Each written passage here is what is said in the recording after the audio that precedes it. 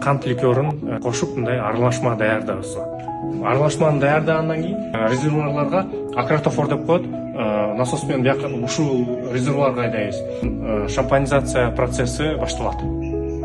Шампанизациядан кийинки этап бул муздатуу. Даяр шампанскийди -1, -2 чейин муздатабыз. 3-4 күн ушул температурада турат. Кийин фильтрден өткөрөбүз. Шампанизация процесстери бүткөндө биз даяр шампанскийди насос менен фильтр аркылуу бул резервуарларга жөнөтөбүз.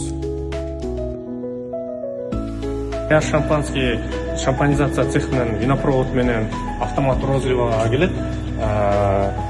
Таңгактоо процесси -1, -2 температурасында жүргүзүлөт. Ошентип советская шампанское даярдоо процессинин аягына жеттик. Суроолоруңар болсо жооп бергенге даярмын.